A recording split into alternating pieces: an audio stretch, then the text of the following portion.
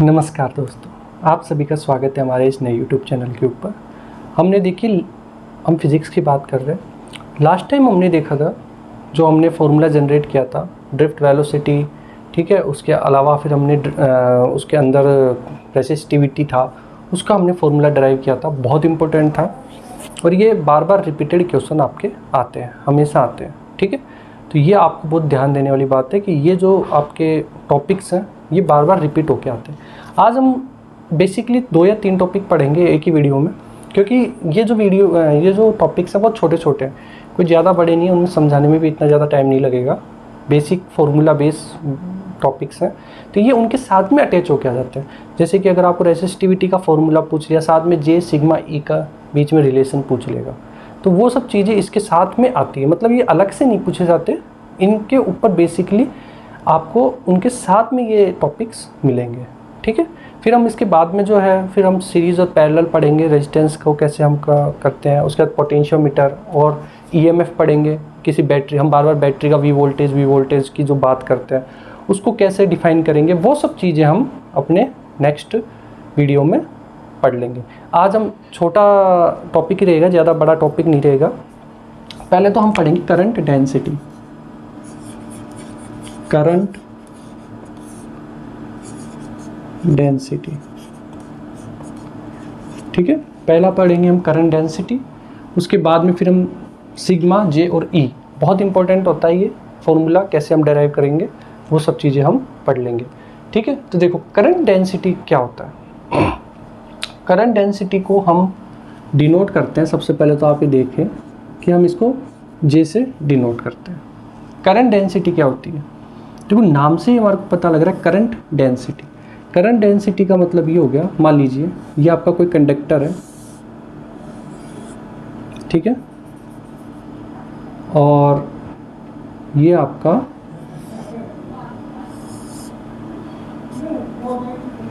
मान लीजिए ये आपका कोई कंडक्टर है, ठीक है। इसको मैंने थोड़ा टेढ़ा बना दिया, ये एक्चुअली टेढ़ा नहीं होगा, ये सीधा ही रहेगा। इसको मैं एक बार मिटा लेता हूँ।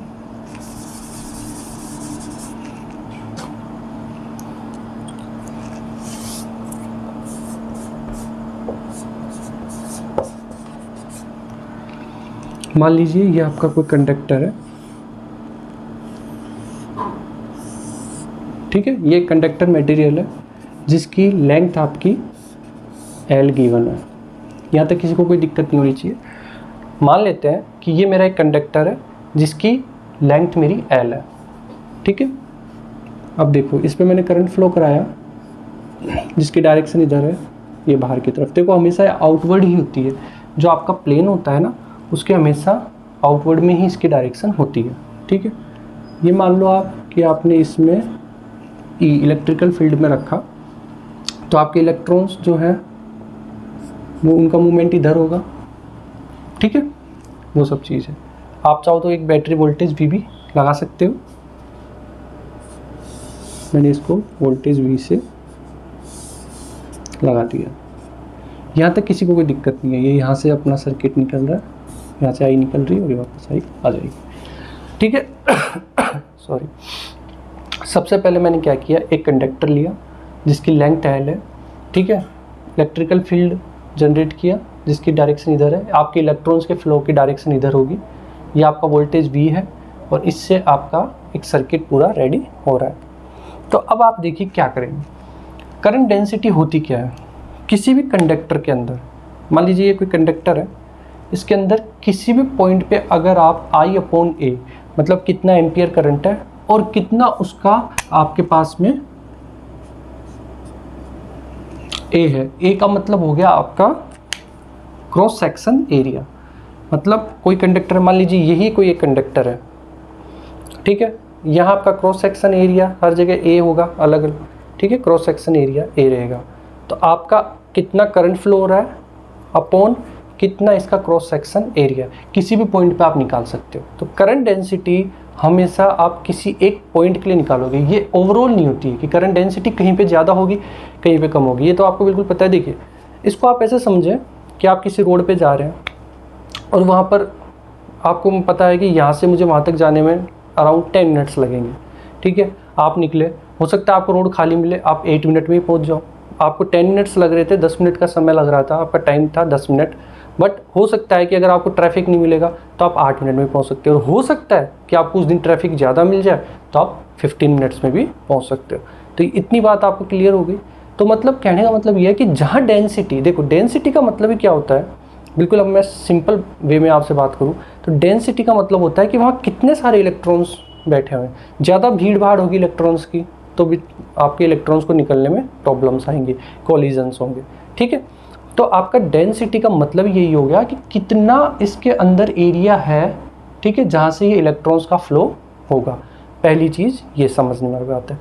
करंट डेंसिटी आप किसी एक पॉइंट पे निकाल सकते हो, ऐसे नहीं कि आप करंट डेंसिटी पूरे और एवरेज निकाल लोगे, नहीं, हर जगह की डेंसिटी अलग अलग होगी। मान लीजिए कि यहाँ आपकी डेंसिटी अलग है, यहाँ आपकी डेंसिटी अलग है, यहाँ आपकी डेंसिटी अलग होगी, तो ये डिपेंड करता है आई अपॉन ए। ए आपको गिवन होगा, आई गिवन होगा, तो आप निकाल सकते हो। करंट डेंसिटी का फॉर्मूला होता है जे बराबर आई अपॉन ए। यहाँ तक किसी को कोई दिक्कत नहीं होनी चाहिए। जे बराबर मेरा होता है आई अपॉन ए, तो जे बराबर मेरा हो गया आई अपॉन ए, ठीक है। यहाँ पर मान लीजिए, देखो मैं निकाल सकता हूँ, अगर मैंने यहाँ जे हो गया आपका करंट डेंसिटी और आई हो गया आपका एम्पियर, मतलब करंट एम्पियर में, एम्पियर हटा दो ये तो इसकी वो हो जाएगी, मतलब करंट, और ए है आपका एरिया, ठीक है, आपका cross section area, area bracket में लिख लो क्रॉस सेक्शन। देखो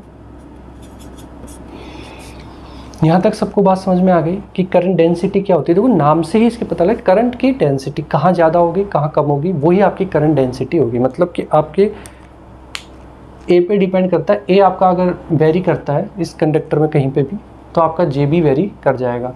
आई तो आपका फिक्स रहता ही है कि अगर आई तो आपका एक आपने कितना एम्पियर दिया तो वो, तो आपका वेरी क्या करता है ए के ऊपर। देखो जितना ए कम उतनी करंट डेंसिटी ज़्यादा, जितना ए ज़्यादा उतनी करंट डेंसिटी कम, ठीक है। ये एक तरह से इस तरीके से चलता है। अब देखिए जे बराबर मेरा आई अपॉन ए होता है, जे करंट डेंसिटी है, आई मेरा करंट है, ए मेरा एरिया।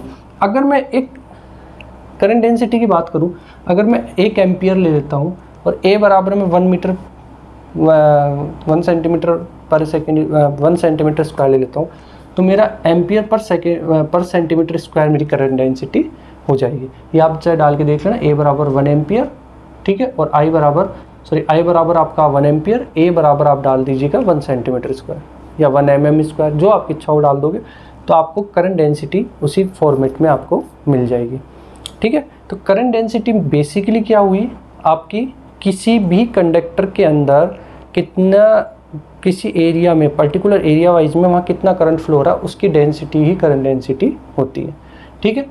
एल इसकी लेंथ है।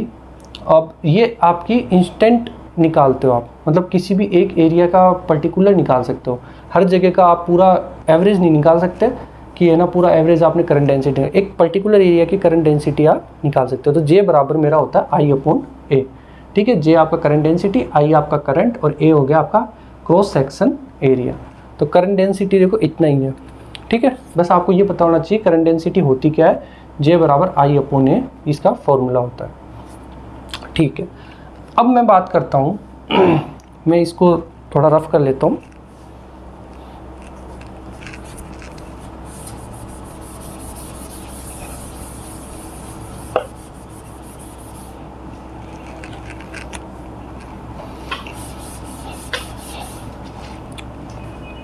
देखिए अब मैं यहाँ बात कर रहा हूँ जे, सिग्मा और ई में क्या रिलेशन होता है, ये बहुत इंपॉर्टेंट है। देखो करंट डेंसिटी आपको पता लगी गया क्या होता है, जे, सिग्मा और ई में आपका क्या रिलेशन होता है। हम वही एक कंडक्टर की बात कर लेते हैं यहाँ पर भी, सिंपल, ठीक है।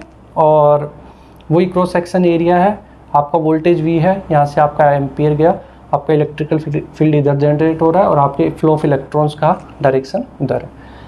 ये सब चीज़ें बिल्कुल आपकी पहले जैसी है। अब बहुत इंपॉर्टेंट फॉर्मूला है ये, जे, सिग्मा ई। जे सिग्मा और ई में आपका क्या रिलेशन होता है?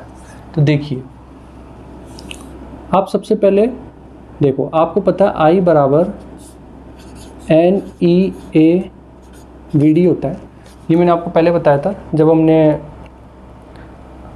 मोबिलिटी और ड्रिफ्ट वेलोसिटी की बात करी थी, तो वहाँ हमने देखा था आई बराबर N E A V D होता है। ये आप सबको पता है, ठीक है। आई बराबर N E A V D, जहाँ ए आपका क्रॉस सेक्शन एरिया था, वी डी आपकी ड्रिफ्ट वेलोसिटी थी। तो मैं यहाँ आई बराबर N E A V D की जगह मैं लिख लेता हूँ ई एम अपॉन टॉ। यहाँ तक किसी को कोई दिक्कत नहीं है? ठीक है साहब। आपने लिखा आई बराबर N E A tau upon m, तो ये हो जाएगा आपका आई बराबर N e square e m upon tau. तो आपका रिलैक्सेशन टाइम है, ये सब मैं आपको पहले वो चीज़ें बता चुका हूँ। तो आपका रिलैक्सेशन टाइम है, ठीक है। ई और एन ये आपके कांस्टेंट है, कैपिटल ई आपका कितना आपने इलेक्ट्रिकल फील्ड जनरेट करके, और एम जो था ये आपका मास ऑफ इलेक्ट्रॉन था, एम, ठीक है। तो ये सारी चीज़ें। अब देखो, मैं आई और ए इसको आई अपॉन ए कर सकता हूँ, यहाँ तक किसी को कोई दिक्कत? तो ये n e square e m upon tau. देखो, आई अपॉन ए मेरा होता है, आई अपॉन ए बराबर N e square e m upon tau मैंने ले लिया।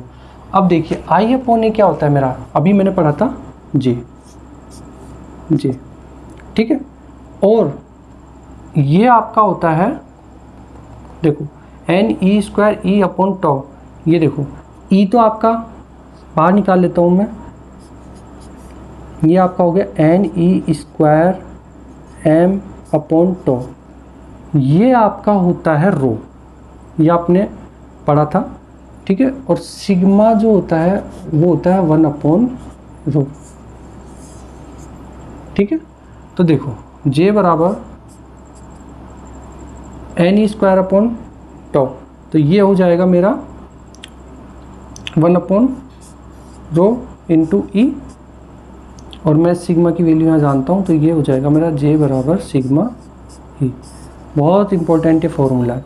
अब देखो, कुछ लोग कहेंगे सर ये सरफेस चार्ज डेंसिटी, ये तो हमने फर्स्ट यूनिट में वहाँ पढ़ा था, अपने इलेक्ट्रोस्टैटिक्स में पढ़ाया इसको। देखो, ये सारे एक सिंबल होते हैं। सिग्मा का मतलब ये नहीं है, इस सिग्मा आप जहाँ जहाँ यूज करोगे वहाँ आपका, अब इसको यहाँ पर हम नाम दे देंगे कंडक्टिविटी का। सिग्मा क्या है चीज़ है? आपकी कंडक्टिविटी। वहाँ आपका सरफेस चार्ज डेंसिटी था। तो इससे देखो, फिजिक्स में कोई मतलब नहीं होता है, ये सिर्फ एक सिंबल होता है कि अब इसको क्या नाम दें। तो हमने इसको सिग्मा नाम दे दिया। वहाँ पे भी सिग्मा था और यहाँ पे भी सिग्मा है, पर दोनों का काम आपका अलग अलग हो गया।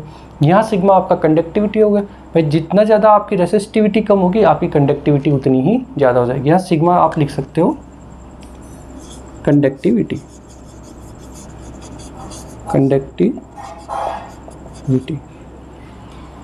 ठीक है। तो सिग्मा बराबर 1 अपॉन रो ये होता है। 1 अपॉन रो होता है आपका, रो आपका रेसिस्टिविटी होता है, ये हमने पढ़ा है अभी लास्ट टाइम में।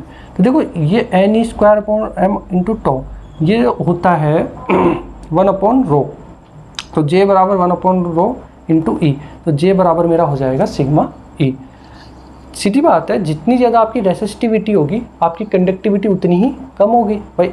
हम क्या मान के चलते हैं कि कंडक्टर के अंदर आपकी रेसिस्टिविटी कम होती है, जैसे मेटल्स, उनमें आपकी रेसिस्टिविटी कम होती है तो उसकी कंडक्टिविटी भी ज़्यादा होती है। आप अगर वायर बनाते हो तो क्या लकड़ी के थोड़ी ना वायर बनते हैं, वायर हमेशा मेटल के बनते हैं। मेटल के ही क्यों बनते हैं? कुछ कोई और चीज़ के बना सकते हैं, मेटल के लिए इसलिए बनाते हैं क्योंकि उसकी जो कंडक्टिविटी है वो ज़्यादा होती है। मतलब कंडक्टिविटी आपकी ज़्यादा होती है, रेसिस्टिविटी उसकी कम होती है। तो हम इसलिए कंडक्टर्स में मेटल यूज़ करते हैं। ये एक बहुत अच्छा एग्जांपल है, ठीक है। आप कहते हो कि भाई मैं कोई वायर लेके आया हूँ तो ये निकल वायर है, ये इसमें कॉपर वायर है, तो वो क्या है? वो सब मेटल्स हैं। उनकी रेसिस्टिविटी आपकी क्या है? कम है, और आपकी कंडक्टिविटी ज़्यादा है। तो आपको क्या चाहिए? कंडक्टिविटी चाहिए भाई। आप जितना करंट फ्लो करा रहे हो वो सारा पास हो जाए, ठीक है। अब उसमें भी लॉसेज होते हैं, वो एक अलग बात है, वो हम पढ़ेंगे, वो सब चीज़ें भी हम आगे पढ़ेंगे, ठीक है। तो सिग्मा बराबर होता है मेरा 1 अपॉन रो। तो रो आपकी रेसिस्टिविटी, तो सिग्मा हो जाएगी आपकी कंडक्टिविटी। यहाँ तक किसी को कोई दिक्कत नहीं है। तो जे बराबर मेरा हो जाएगा सिग्मा ई। ये बहुत ही इंपॉर्टेंट फॉर्मूला है, जे बराबर सिग्मा ई।